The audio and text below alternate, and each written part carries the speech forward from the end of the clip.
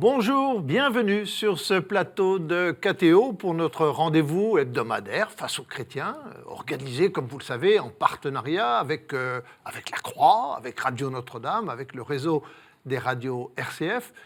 Et aujourd'hui, nous accueillons Jean Lassalle. Jean Lassalle est député des Pyrénées-Atlantiques, béarnais, on le connaît, c'est l'homme au béret béarnais. Il est député, il est surtout candidat à l'élection présidentielle. Alors on le connaît parce que c'est l'homme qui a marché à travers la France pendant 8 mois, 5500 km. C'est l'homme aussi qui fait des grèves de la faim à l'Assemblée nationale pour obtenir le maintien d'une entreprise de chez lui, Toyal. Et puis c'est l'homme qui a poussé la chansonnette à l'Assemblée nationale, tout le monde se souvient de ça. Bonjour Jean Lassalle. Bonjour. Alors au fait, cette entreprise Toyal que vous avez voulu sauver en faisant une grève de la faim, elle est toujours chez vous ? Elle est toujours là. Elle est toujours là et elle fonctionne bien. Les salariés y sont aussi. Je dois dire que je remercie tous ceux qui m'ont permis d'arriver à cet heureux résultat et l'entreprise elle-même. Eh bien, bienvenue sur ce plateau de KTO pour notre Face aux chrétiens. Vous allez être interrogé par 3 journalistes, par Laurent de Boissieu de La Croix, bonjour. Alain Baron de Radio Notre-Dame et Romain Masneau de RCF. Bonjour. Alors, bien évidemment, vous êtes candidat, alors on va vous poser des questions sur cette élection présidentielle. Et vous nous dites que vous voulez être un candidat populaire. Mais tout le monde veut être un candidat populaire. Qu'est-ce que vous entendez par là ? Oui, tout le monde veut être un candidat populaire, mais en fait, tout le monde n'en a pas les moyens. Parce que pour être un candidat populaire, il faut être au milieu du peuple, avec le peuple, et par le peuple. Et surtout, il faut aimer les autres. Et je regarde mes concurrents, et je dois dire d'abord que dans l'émission de je ne sais quelle chaîne, le lundi soir, je n'ai pas regardé longtemps, à vrai dire. Mais je n'ai pas vu le président. Il y en avait 5, là. Soi-disant le haut du panier, et je n'y ai pas vu le. Et pourquoi ? Et parce qu'il n'y était pas. Comment ça, il n'y était pas ? Il était certainement ailleurs. Mais il était dans le Béarn ? C'est fort possible. En tout cas, il était avec ses amis. Eh bien, on part bien pour ce Face aux chrétiens. La première question vous est posée par Romain Masneau de RCF. Romain. Alors, vous n'êtes pas encore élu, mais vous avez déjà obtenu les 700 parrainages. D'où viennent politiquement, géographiquement ces parrainages et quelles étaient les motivations des élus ? Écoutez, c'est tout à fait étonnant parce que c'est un véritable roman que ce parrainage. 5 jours après ma déclaration de candidature, au mois d'avril dernier, il y a 1 an, j'en avais déjà 100, une centaine, dont le premier, le maire d'Avranches. Vous imaginez une des plages du débarquement. J'étais fier comme Artaban. Et puis, je me suis dit, bon, ça va être plus facile que ça. Puis ensuite, l'étau s'est fermé sur moi. C'est-à-dire que tout le monde, en gros, a commencé à fermer les portes, quoi. Et puis, alors, j'ai fait l'objet d'une cure médiatique sans précédent. Et je pense que j'ai maigri autant que pendant ma grève de la faim. Mais vous savez qu'aujourd'hui, nous sommes l'agent politique, une denrée périssable. C'est comme le sel, c'est comme le vinaigre qui touche à la salade. Le soir, elle est inutilisable. J'ai vu à quelle vitesse, finalement, alors que j'étais un des députés qui étaient dans le top 10 des députés les plus connus de France, au bout d'un moment, on me prenait pour quelqu'un qu'on avait vaguement vu peut-être dans l'émission « L'amour est dans le pré ». Et alors ces parrainages, qu'est-ce qu'ils vous ont dit les élus qui voulaient vous parrainer ? Pourquoi c'était important pour eux de vous parrainer ? Alors d'abord, après cet heureux passage, ça a été très difficile. Parce qu'ils ne voulaient parrainer personne. Il faut dire que la condition de maire aujourd'hui est extrêmement difficile. Le maire, avec la loi NOTRe, que j'abrogerai dès mon arrivée à l'Élysée, puisque vous savez que là, vous n'avez pas besoin d'Assemblée nationale, le président Chirac l'avait montré, est une loi qui change totalement l'histoire et la sociologie et l'organisation de notre pays. Donc, le maire, déjà, se sent très fragilisé. Ensuite, il ne s'y retrouve pas parce qu'il a été élu avec des listes où il a essayé de combiner pour que toutes les sensibilités, y compris les non-votants, ceux qui s'abstiennent, soient sur la liste. Donc parrainer quelqu'un, ça devient très très difficile. Et puis ensuite, la plupart sont ou résignés, ou tellement révoltés, ils voudraient ils auraient voulu empêcher l'élection. Et ce n'est que sur la fin que finalement, avec une mobilisation exceptionnelle, y compris mon frère, berger, du fond de sa bergerie, qui connaît finalement beaucoup de paysans en France et qui a connu les responsables des AOC, vous savez, des opérations contrôlées, mais des responsables agricoles, et qui m'a aidé à débloquer. Et là, d'un seul coup, c'est parti. Alors, 94 départements. Je suis présent sur 94 départements. Pour finir de répondre à votre question, on l'aurait jamais dit. Et je suis en tête sur 4 départements. C'est-à-dire de tous les candidats. Et j'ai fait des places de second et troisième. Donc, je m'en suis bien sorti. Bon, alors on a parlé des parrainages. Maintenant, on va continuer avec Alain Baron de Radio Notre-Dame. Vous étiez mercredi devant l'Assemblée des maires de France. Vous avez été copieusement applaudi. Vous savez parler aux maires, visiblement. Est-ce qu'on peut dire que vous êtes le candidat de la ruralité ? Oui, je suis le candidat de la ruralité, puisque jusqu'à maintenant, personne n'en avait strictement pas dit un seul mot. Et c'est d'ailleurs... Alors, c'est quoi être candidat de la ruralité? Qu'est-ce que ça veut dire dans votre esprit? Oui, d'abord, c'est un terme très technocratique. Vous avez bien raison de le faire expliciter. Moi, je dirais, je suis entre autres, parce que je suis aussi et surtout candidat pour la République française, c'est-à-dire pour tous les Français, pour le peuple français, mais c'est pour les campagnes, c'est-à-dire 2/3 du territoire, totalement délaissé depuis un demi-siècle et abandonné depuis 25 ans. Une question maintenant de Laurent de Boissieu, de la Croix. Est-ce que vous n'avez pas peur d'être un peu, aujourd'hui, le candidat d'une France qui est belle, hein, on le voit en lisant votre livre, Un berger à l'Élysée, mais qui... Un berger à l'Élysée. Un berger à l'Élysée, mais qui est une France qui n'existe plus beaucoup, une France de la proximité, une France en effet paysanne, une France des petits producteurs. Est-ce que cette France-là peut encore revivre? Alors, d'abord, je n'ai pas peur, mais je suis rempli d'enthousiasme. Parce que d'abord, j'ai l'impression d'accomplir l'acte le plus important de ma pauvre vie. Je suis heureux de le faire et ce n'est pas du tout un passé fini, c'est un formidable présent. Parce que l'histoire de notre pays, comme l'histoire des hommes, se nourrit d'abord de ce qu'ils ont fait et de ce que les anciens, les ancêtres ont fait avec nous. Si nous sommes là, c'est par le sacrifice de nos aînés qui nous ont d'abord... Et ils venaient souvent de nos campagnes. Et on ne leur demandait pas quelle était la taille de leur village quand ils partaient. Ils nous ont permis 60 ans de paix ininterrompu que personne n'avait jamais connu. Et c'est parce que c'est une volonté délibérée. Alors au départ, c'est la révolution industrielle, après c'est la terrible saignée de 14-18 dont on a eu tant de mal à se remettre, mais depuis, c'est une volonté radicale d'éradiquer l'homme de la plupart des territoires pour les re-ensauvager. C'est-à-dire que la nature naturelle reprenne le dessus et que tout le monde soit bien concentré dans les grandes cités où on est pourtant parfois si malheureux. Qui a cette volonté ? Ben, c'est-à-dire, c'est les nouveaux maîtres du monde. C'est la finance spéculative qui est née, c'est la nouvelle dictature qui a imposé en France un nouveau régime vichiste, terrifiant pour le pays des droits de l'homme, en effet. Le pays qui s'est donné une révolution difficile, qui a revêtu les habits magiques d'un pays universaliste à travers mers et océans et montagnes. Et aujourd'hui, tout le monde a peur de tout le monde. Chacun se méfie de l'autre. C'est le régime vichiste par excellence. On n'entreprend rien. Donc, effectivement, c'est notre système qui, après la chute du mur de Berlin, s'est retrouvé seul. Et au lieu de l'orienter en bon père de famille, ce que nous aurions dû faire, dans le respect de ce que nous sommes, et de nos valeurs, eh bien, nous l'avons laissé partir, une fois de plus, entre les mains de ceux qui détiennent et qui jouent avec l'argent uniquement pour leur profit, avec des coûts de production le plus bas pour essayer de mettre à plat le plus de gens possible, et pour des profits qui vont je ne sais où.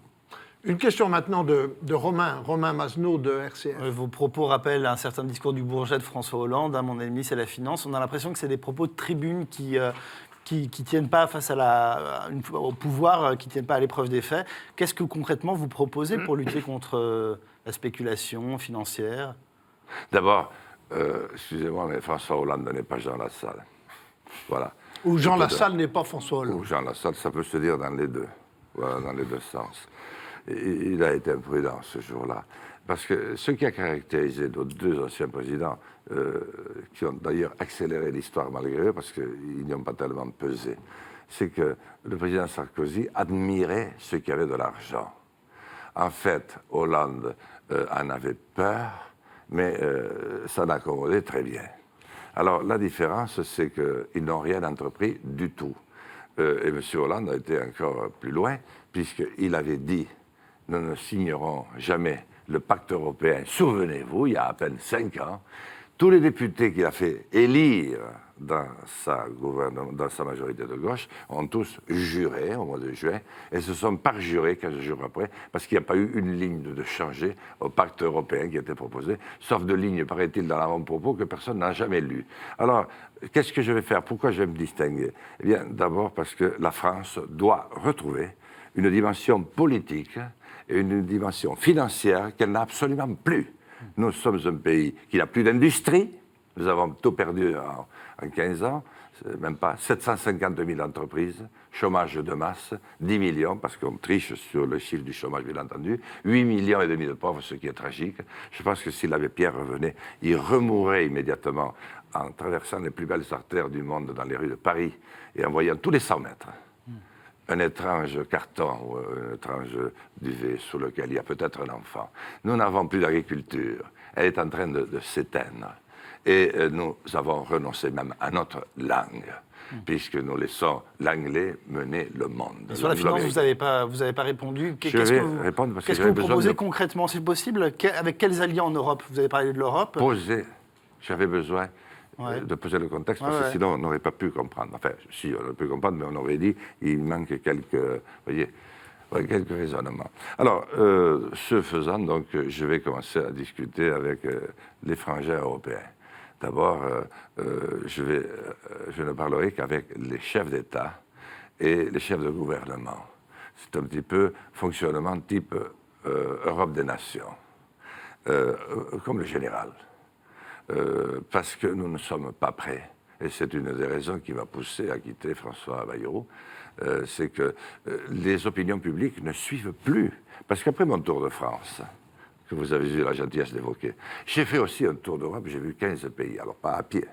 Mais l'opinion publique est la même partout. Ils ne comprennent strictement rien à ce que nous faisons. Ils vivent le même drame que nous. C'est-à-dire qu'ils n'ont plus de gouvernement chez eux et il n'y a pas de commandement au niveau européen, donc ils ne se sentent plus de nulle part. Donc je vais discuter avec les chefs d'État et de gouvernement et je vais rappeler que la France assure la protection de toute l'Europe par la force de dissuasion. Et personne ne nous demande ce que ça coûte. Je vais rappeler à Mme Merkel, si elle est là, mais je pense qu'elle va certainement rester, elle a du caractère, et elle a su se faire aimer, elle, par son peuple, qu'elle a servi, sans tellement le trahir peut-être.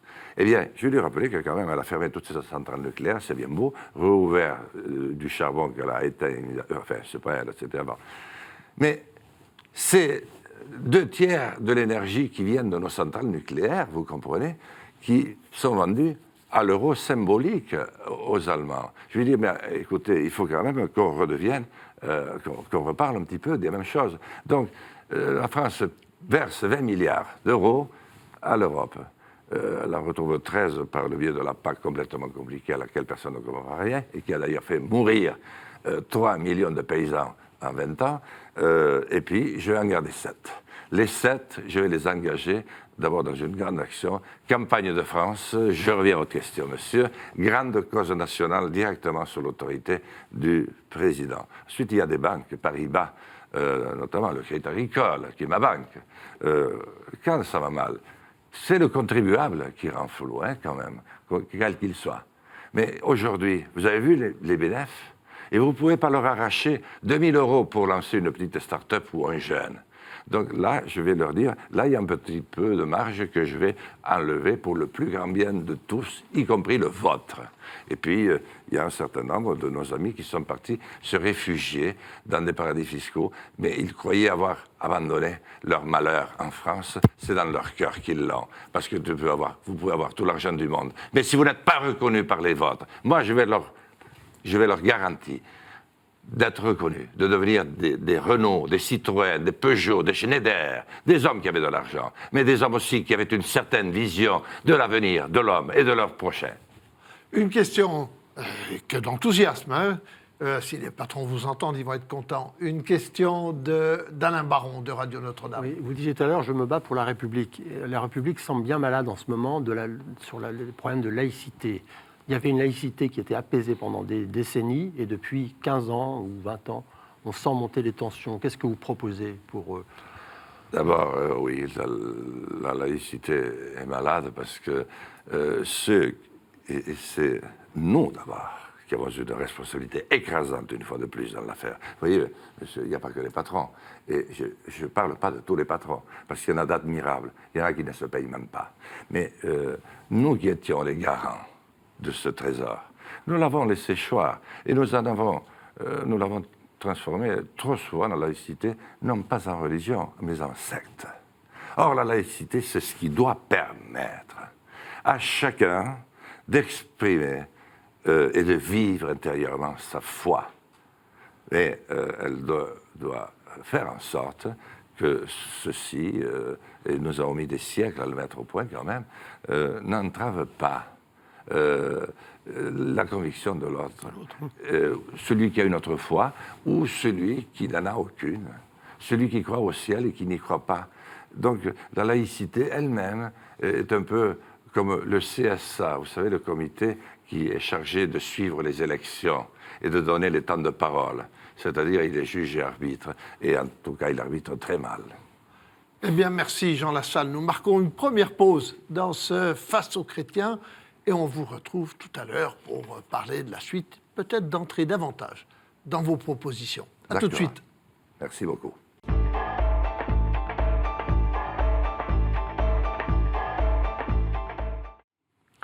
Nous nous retrouvons pour cette deuxième partie de Face aux chrétiens avec notre invité Jean Lassalle, candidat à l'élection présidentielle, député béarnais bien connu, qui a parcouru la France pour obtenir un peu l'opinion des Français, essayer de sentir la France profonde. Il sera interrogé, comme on le sait, par 3 journalistes, Laurent de Boissieu de la Croix, Alain Baron de Radio Notre-Dame et Romain Masneau de RCF. Alors, Jean Lassalle, vous avez donc fait 5500 km et vous en avez tiré des cahiers de l'espoir. On s'attendait plutôt à des cahiers de doléances.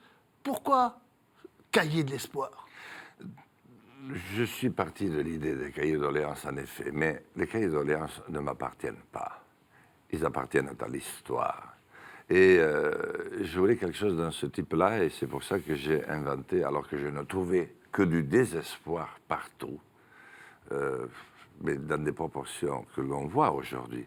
Mais moi, j'avais anticipé, d'ailleurs, personne n'en a tenu compte. Je l'ai remis au président de la République, je l'ai remis à toutes les institutions d'État, un rapport que j'ai fait. J'ai écrit un livre à la rencontre des Français. C'est parce que, justement, vous voyez, il y a une fois que vous avez écouté quelqu'un, tout d'un coup, il dit, mais qu'est-ce qu'on fait maintenant ? Si vous l'avez écouté, parce qu'il faut vraiment qu'il vous dise tout ce qu'il a sur l'estomac et sur le cœur, il en a beaucoup. Et maintenant, qu'est-ce que je fais pour mon enfant ? C'est l'enfant qui revient tout de suite. Alors, quel était l'espoir que vous avez retiré de ces 5500 km et de 8 mois dans la France profonde ? Et il a fallu le pousser un petit peu. C'est l'espoir d'abord de se rassembler. Ce grand peuple veut être rassemblé. Voilà. Il aurait très envie de se rassembler. Il ne sait pas du tout comment. Et il a envie, mais il ne sait pas du tout comment, reprendre une vie normale. C'est-à-dire une vie qui ne soit pas tous les jours un vrai calvaire. Donc, c'est un espoir qui ne dit pas son nom. C'est la raison pour laquelle j'en ai retiré l'impérieuse idée qu'il fallait avant tout rassembler. Mais on ne peut pas rassembler à partir d'un point fixe. M. Mélenchon ne peut pas dire « je vous tire par une ficelle, venez tous à moi ». Pas plus que M. Fillon. Ils ne veulent pas ça. Ils aimaient ça jusqu'à 25 ans, quand la gauche, la droite ou le centre avaient un sens. C'est-à-dire que la dernière élection que j'ai vécue, c'est Valéry Giscard d'Estaing, je m'excuse, je demande aux plus jeunes de m'excuser, Valéry Giscard d'Estaing contre François Mitterrand. François Mitterrand disait, avec moi c'est plus de social, c'est plus de partage, plus d'humain. Valéry Giscard d'Estaing disait avec moi, c'est plus d'initiatives, plus de... Et aujourd'hui? Et aujourd'hui, c'est rien. C'est-à-dire que nous nous sommes tous couchés, hélas, devant la nouvelle dictature. Une question de Laurent de Boissieu de la Croix. Laurent. Alors, tout à l'heure, si je vous ai bien compris, vous avez expliqué que la France verse 20 milliards d'euros à l'Union européenne, qu'elle en reçoit 13, et donc vous dites les 7 milliards qui manquent, cette fois-ci je les garde pour les investir en France. Mais vous remettez donc en cause la solidarité européenne, donc en fait, vous quittez l'Union européenne de fait. Non, parce que les Anglais disent de nous souvent, les Français disent toujours de deux choses l'une, et ils en font une troisième. Eh bien, c'est exactement ce que je vais faire. D'abord, je n'organise pas de Frexit, parce que la France est déjà assez brisée, elle est déjà assez fracturée. De toute façon, en gros, et selon les jours, c'est 50-50, 50%, 50%, ça ne vaut pas le coup. Et puis, pour les autres pays, c'est pareil, parce que quand même, il y a une toile de fond, la paix, même si ce n'est pas là qu'est le problème de la paix, à mon sens. Donc, je n'ai pas besoin de ça. Moi, je vais fonctionner en type Europe des nations. D'ailleurs, c'est ce qui se passe de fait. Mais sans qu'on le dise, parce que c'est une hypocrisie incommensurable. Mais sans qu'il y ait de chef. Il n'y a plus de chef. Donc, je vais commencer par montrer que la France s'est redotée d'un chef, qu'il a un projet, qu'il a une équipe et qu'il a une idée. Donc, la France a besoin de revivre de ses cendres, parce que si la France se porte bien, eh bien, ça se voit tout de suite. Et nous allons redonner ce sentiment de bien-être à nos frères européens, et même au monde entier. Parce que lorsque la France a une fulgurance, eh bien, elle se traduit immédiatement dans le monde entier. Or, aujourd'hui, nous ne sommes plus qu'un astre triste qui n'éclaire plus rien. Alain Baron, la France est un astre triste, nous dit Jean Lassalle. Alors, une question pour essayer de mettre moins de tristesse. Oui, vous êtes un élu à la fois local et national. On dit que la France souffre aussi beaucoup de trop de strates administratives, les communes, les cantons, les collectivités en tout genre. Est-ce que, si vous êtes président, vous toucherez à ce millefeuille territorial? En tout cas, il y a une chose à laquelle je vais toucher, c'est aux 3 lois que M. le Président Hollande n'avait même pas mis au projet. Vous pouvez le relire dans tous les sens, ça n'y figure pas. Un, c'est la loi sur les grandes conurbations, vous savez, comment on appelle ça, les grandes métropoles. Voilà. Ben, nous avons des métropoles en France, il y en a une vingtaine. Oui, mais je nous souhaite bien du courage pour y mettre de l'ordre avec la loi que nous avons votée. Avec une minorité, nous avons voté à une ou 2 voix près parce que personne n'y croyait. D'abord, personne n'a compris de quoi il s'agissait. Donc, dans ces cas-là, c'est difficile de mettre en œuvre. Deuxièmement, sur les régions, mais les pauvres conseillers régionaux, ils passent leur journée dans les voitures. 700 km d'un bout à l'autre de ma nouvelle région. En plus, je ne sais pas si comment il s'appelle là en l'air, le truc, le spot. Le spot, oui. Enfin, c'est pas le spot, mais c'est le qui tourne autour de la Terre. Le satellite. C'est retourné. Satellite. Mais il y a 4 ou 5 ans, faites la vérification, vous allez voir. Vous téléphoniez pratiquement de partout en France. Maintenant, vous sortez de la ville, ou même de la bourgade, 2 kilomètres après, il n'y a plus rien. Ni Orange, ni SFR, ni Bouygues. Vous allez voir, moi je fais beaucoup de kilomètres, et là il y a un vrai problème. Alors, si vous allez chercher la fibre optique, alors là je vous souhaite bien du courage, parce qu'il y a 2 tiers du territoire français qui en sont privés. Donc là, vous voyez quelques-uns des équipements qu'il faut faire de toute urgence, et je reviens aux régions pour dire que ça ne peut pas marcher. Ces régions n'ont pas connu d'histoire commune.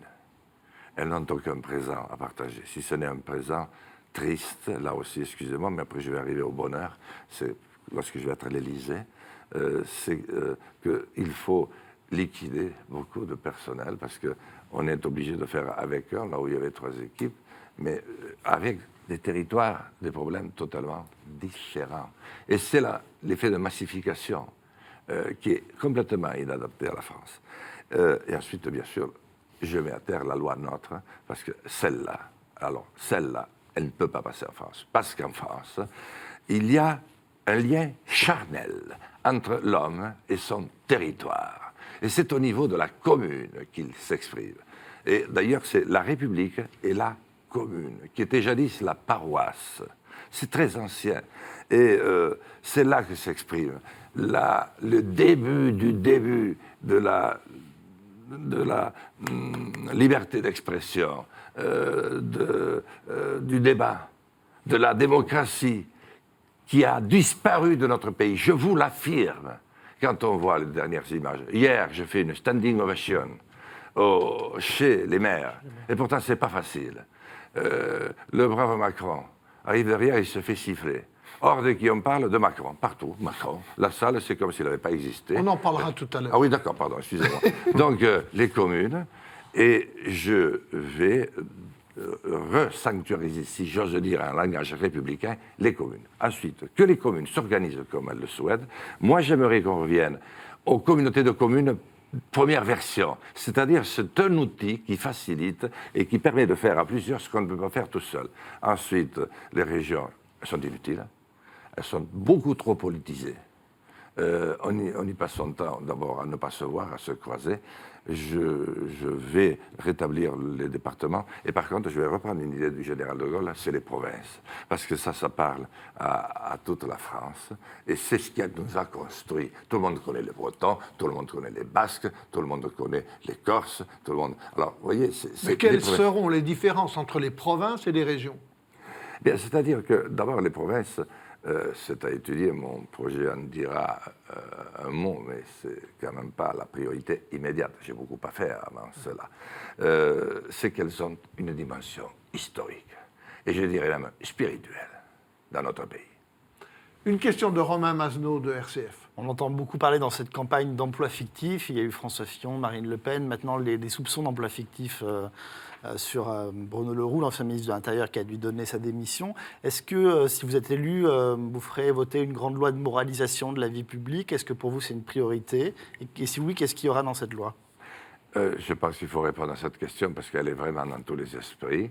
Je crois qu'il faut effectivement bien que ce que je veux dire n'est pas forcément très populaire, mais il faut dire ce que l'on ressent, bien qu'on ait fait de gros efforts pour, justement, et le dernier gouvernement, pour la transparence. Je vous assure qu'aujourd'hui, remplir une question, un formulaire sur le patrimoine, c'est 8 jours de boulot. Enfin, heureusement, moi, c'est ma femme qui l'a fait avec mon adjointe à la mairie, mais c'est du boulot. Et c'est à la portée de tout le monde, donc il suffit de le demander. Par contre, il y a 2 points concernant les députés et les sénateurs. Et je n'ose pas dire des ministres, ni des présidents, parce que, ni des départs à la retraite, parce que certains de concurrents, d'ailleurs quelques-uns qui ont été éliminés, ont fait rentrer leur retraite dès 60 ans de points sur lesquels ils n'avaient pas. Mais ce n'est pas des petites retraites, parce que quand vous avez été au Conseil d'État, vous n'êtes pas un misérable de la retraite. Voilà, mais enfin, peu importe, passons. Et donc, je pense qu'il faut clarifier l'IRFM, qui est l'indemnité représentative de fonction, c'est-à-dire de représentation de la fonction, c'est 3 000 €. Qu'est-ce qu'on en fait? Qu'est-ce qu'on a le droit de faire ou pas? Et l'autre point, c'est les 9 000 € qui sont donnés pour embaucher en principe 3 salariés. Moi, j'en ai eu jusqu'à 8 que j'ai sous-payés, et j'ai eu aussi beaucoup de stagiaires dans ma vie. Le député gagnant, quant à lui, 5 500 € net. Il y a très longtemps que je ne les ai pas touchés parce qu'on est obligé de m'enlever des sous parce que je n'arrive pas à suivre le train. Alors, je ne vais pas me plaindre non plus parce qu'il y a Pierre Sort. Mais c'est pour vous dire comment ça se passe. Il y a ces 2 points. Pour le reste, je crois qu'en fait, c'est maintenant trop d'acharnement. Et c'est trop d'acharnement qui est voulu par le système pour faire peur dans cet esprit vichiste dont je parle. Et je demande à vos téléspectateurs de ne pas se tromper. C'est quoi le rapport avec le régime de Vichy? Mais Vichy, c'est parce que la France était en état d'occupation. Ouais. Il y avait une grande partie qui collaborait, bon gré, mal gré. Il y avait une toute petite partie de résistance, mais qui était obligée de s'affranchir de tout. Je me considère comme un résistant, et je n'en vois pas beaucoup autour de moi, qui sont capables d'aller aussi loin. Et le verbe et l'écrit permettent d'aller très loin, à condition d'avoir su garder la liberté de l'assumer. Je sais que je vais le payer très cher, parce qu'après tout, nul n'est blanc.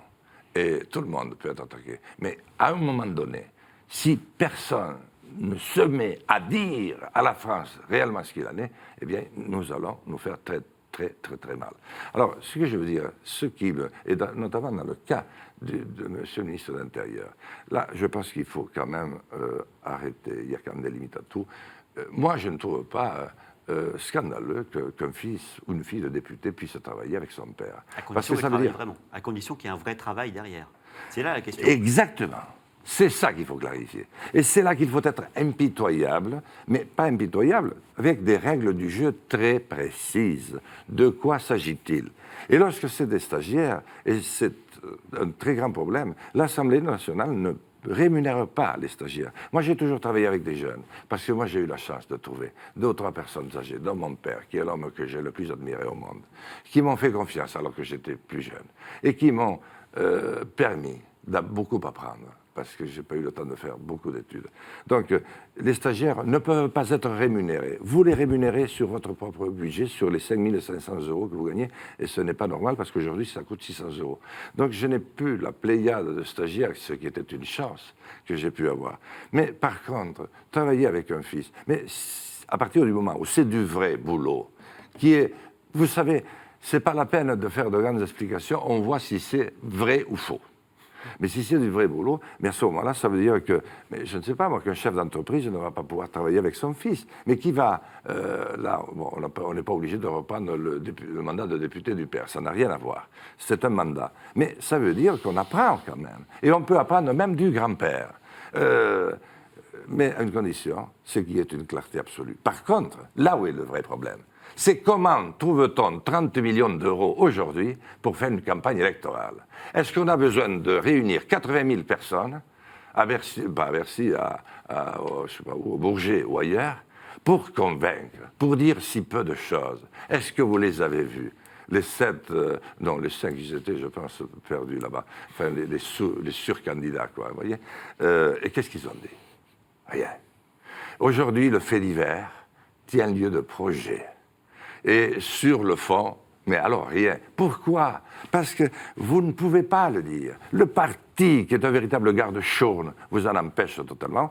Moi, je suis pour des partis qu'il faut réinventer totalement et remettre les jeunes avec des problèmes d'aujourd'hui en tête de gondole, de nouveau, en leur donnant la chance. C'est ça, la démocratie. Mais avant, il faut rassembler le peuple. Encore une question de Laurent de Boissieu. Une question de fond, très concrète. Aujourd'hui, la loi Taubira a ouvert le mariage aux couples homosexuels ainsi que l'adoption. Est-ce que vous conservez le mariage et l'adoption pour les couples de même sexe? Écoutez, là, très clairement, je ne vais pas revenir sur ce sujet. J'ai trop souffert de son premier passage, où nous nous sommes abaissés beaucoup, nous, la représentation nationale. C'est certainement le texte qui m'a fait le plus souffrir. Je ne l'ai finalement pas voté parce qu'il y avait quelque chose de très lourd derrière qui ne disait pas son nom et qui a trouvé une forme de concrétisation lorsque Mme Taubira, en même temps, a régularisé 400 naissances de personnes qui avaient été portées sans aucune autorisation, de manière illicite, par des mères.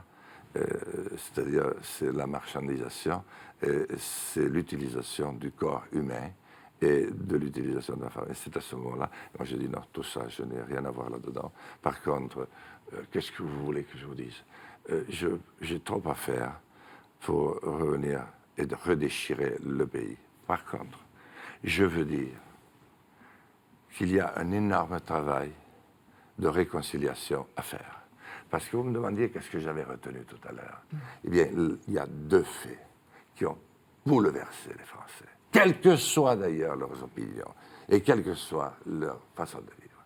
L'un, c'est cette fameuse loi. L'autre, c'est le référendum auquel le peuple français avait dit non à propos d'un texte européen et que nous, députés et sénateurs, avons été votés à Versailles comme un seul homme. Sauf 2. Henri Emmanuelli, qui vient de décéder, j'irai à ses obsèques samedi, dans la vallée d'Ossau, qui est sur ma circonscription, et moi. Tous les autres ont dit oui, alors que le peuple avait dit non. Ces 2 faits sont très graves et nous avons perdu un grave crédit de confiance. Et sur l'affaire du mariage pour tous, c'est beaucoup plus profond qu'on ne veut bien le dire. Et je pense que le rôle du président nouveau sera d'abord d'apaiser les tensions. Moi, je crois que c'est par ça qu'il faut commencer.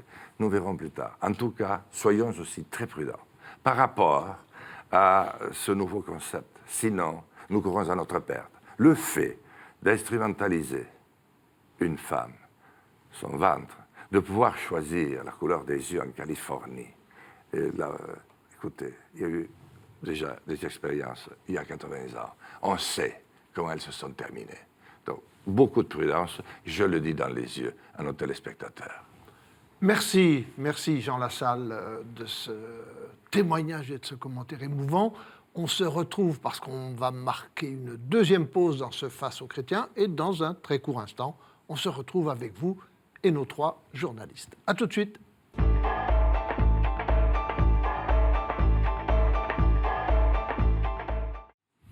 On se retrouve pour cette 3e partie de Face aux chrétiens avec Jean Lassalle, candidat à la présidence de la République, député béarnais, maire pendant 40 ans. Il vient de fêter les 40 années à la tête de sa commune, Lourdes-Icher. Bravo. 40 ans à un village de 170 habitants, candidat, je l'ai dit, à la présidence et auteur de ce livre, Un berger à l'Élysée, collection La Différence. Et alors, nous allons parler justement de cette présidentielle et de sa compétition, son concours pour essayer de devenir président de la République. Alors, Jean Lassalle, la première question que j'ai envie de vous poser, c'est toute simple. Sur quoi pensez-vous que les Français vont voter? Quel va être leur critère de choix au moment de mettre un bulletin dans l'urne? Écoutez, je vais vous répondre très franchement. Je ne le sais pas. Oh. Non. Vous êtes candidat et vous ne savez pas pourquoi Non. les Français vont voter? Non. Et je vais aller un peu plus loin même, quitte à vraiment peut-être pas me faire forcément du bien. Pourtant, Dieu sait si je veux gagner. Eux ne le savent pas encore. Parce qu'ils sont totalement abasourdis par ce qu'ils voient au pays des droits de l'homme. Cette campagne qui a commencé depuis des mois, qui ne dit rien pour demain, rien sur la santé, rien sur l'avenir de nos enfants, rien sur nos aînés, quand on connaît leurs conditions de vie, souvent, et comment on finit, malheureusement, faute de moyens dans des maisons de retraite. Donc, forcément, comme tout le monde dit une espèce de même chose qui n'a aucun sens, je pense que beaucoup d'entre eux sont, pour l'instant, dans la recherche. Mais je pense qu'ils vont trouver. Avec vous, et peut-être. je crois que je sais qui ils vont trouver. Bon, on va voir. Vous allez décliner un peu vos propositions. Et la première question vous est posée par Alain Baron de Radio Notre-Dame. Alors, Tout d'abord, une petite précision. Vous avez longtemps été proche de François Bayrou. Vous n'avez pas fait le même choix que lui, puisque lui ne se présente pas. Qu'est-ce qui s'est passé? Vous êtes fâché? Vous avez une différence de vue, différentes analyses? J'ai accompagné passionnément François Bayrou pendant 32 ou 3 ans. En tout cas, nous avons battu le record de Chirac et de Balladur. Mais je pense que c'était plus intime entre nous deux. Je l'ai accompagné passionnément dans ces 3 campagnes électorales. Il a failli être président de la République. Vous le savez, vous étiez souvent pour rendre compte. Voilà. Et j'ai cru à cette 3e voie, qui avait tout son sens à l'époque, et qui aurait certainement changé le cours des choses. Malheureusement, aujourd'hui, nous n'en sommes plus là. Et déjà, la dernière campagne, j'avais eu du mal à la finir avec François. Et puis après, c'est pas du tout... lui le vit plus mal. J'espère que nous nous retrouverons. Il le vit comme un acte de trahison ou, comment je dirais, un acte sentimental. Ce n'est ni l'un ni l'autre. Je ne suis pas parti, comme beaucoup d'autres, pour aller rejoindre les Républicains ou les socialistes. Je suis parti pour me mettre en danger. Je suis parti pour me retrouver tout seul. Bon, maintenant, je ne suis plus tout seul. J'ai créé un parti, ce qui n'a pas été facile, résistant, avec un point d'exclamation, résistant à ce système qui n'est pas du tout le nôtre, qui est contre la civilisation, qui nous conduit vers le matérialisme le plus féroce, dont on ne sait pas comment il pourrait se passer. Et pour revenir avec François Bayrou, écoutez, j'ai beaucoup appris de lui. Je pense qu'il a dû apprendre un petit peu de moi, mais moi, je n'aurais jamais rejoint Emmanuel Macron. Et pourquoi? Parce que c'est une bulle financière. Et vous savez ce qui arrive aux bulles, hein? Elles éclatent.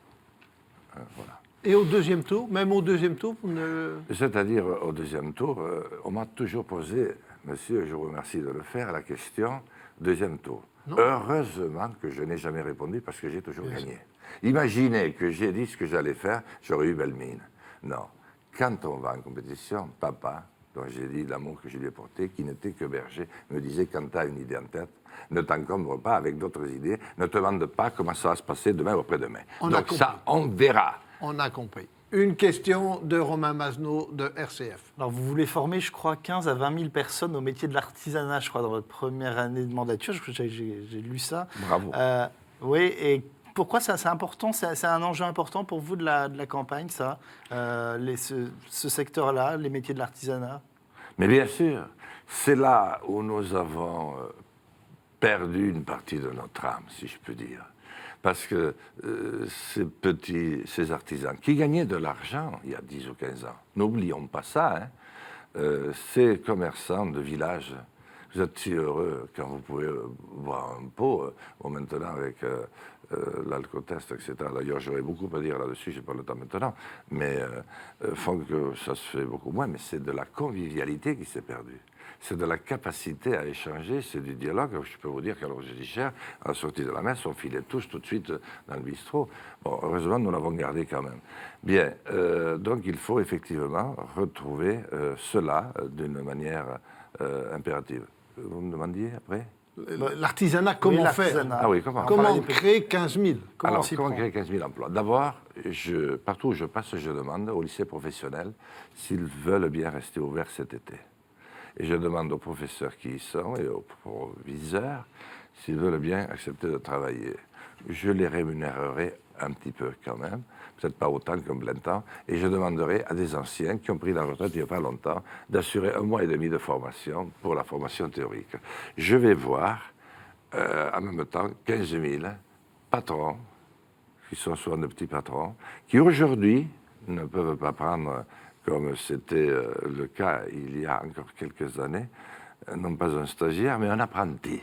Pourquoi? Parce que ça vaut 600 ou 800 euros. Pour quelqu'un qui ne se paie pas à la fin du mois, c'est insupportable. Je vais apporter ces 600 ou 800 euros de façon à ce qu'on apprenne tout simplement à ajuster 2 tuyaux. À Pôle emploi, il y a 800 000 postes, possibilités d'emploi qui ne sont pas remplis parce que personne ne sait accomplir cette tâche.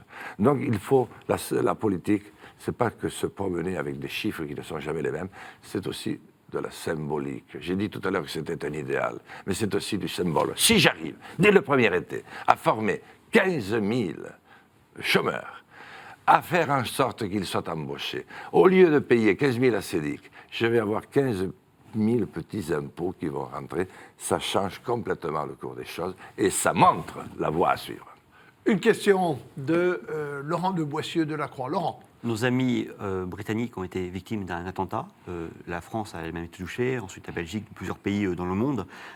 Quelle est votre position? Quelles seraient vos propositions pour lutter contre le terrorisme? Et puis, est-ce que vous sentez l'expérience à les épaules pour être un chef de l'État dans cette période très troublée?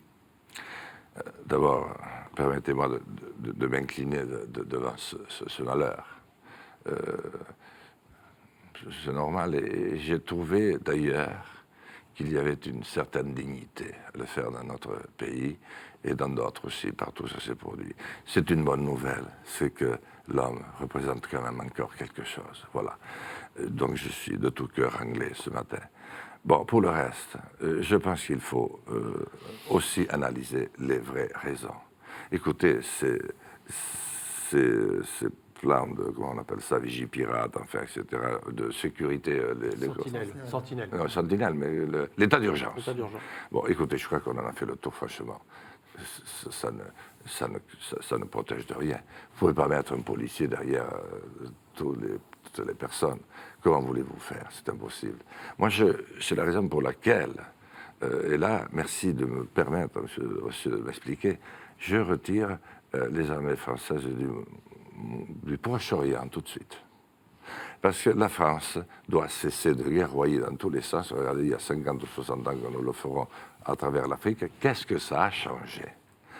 Deuxièmement, je vais engager une initiative diplomatique sans équivalent depuis longtemps, parce que la diplomatie française était une des meilleures du monde. Au Mali, on a fait reculer tout de même des forces... Oui, c'est vrai. Mais où sont-elles?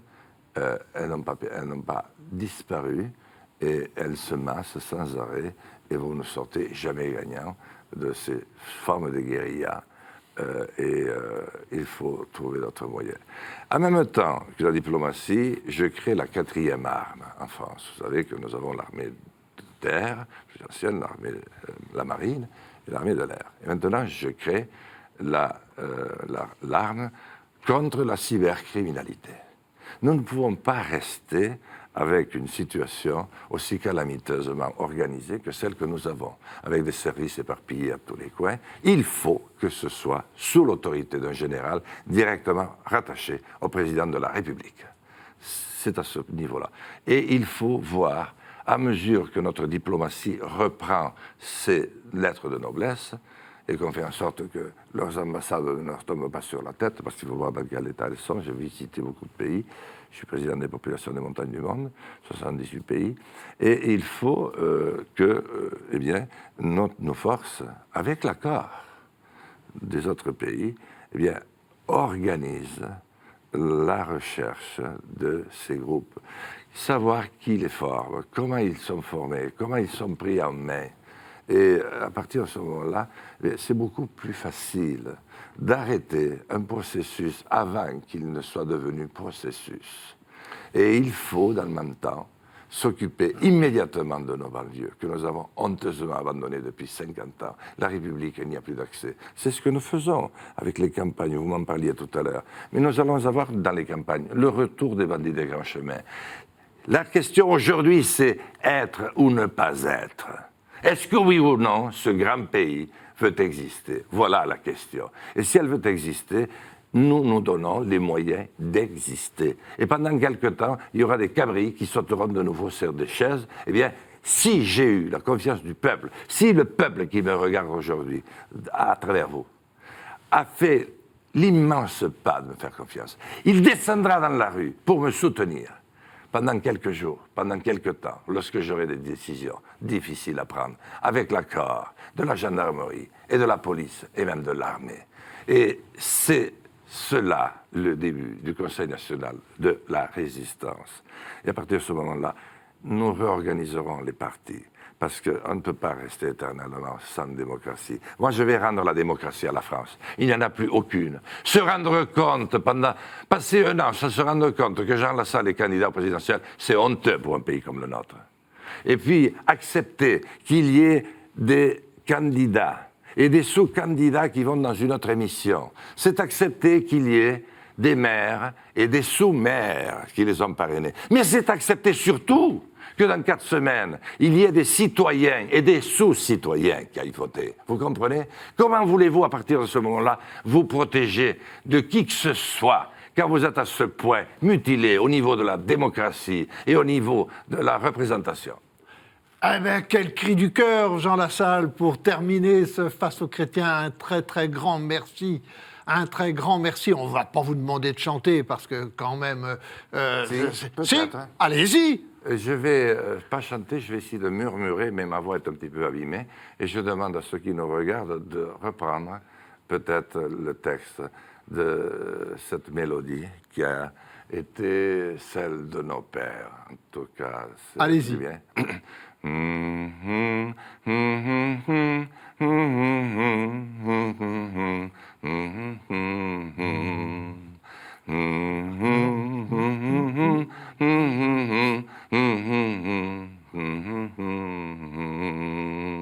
On aura compris ce chant des partisans. Merci Jean Lassalle.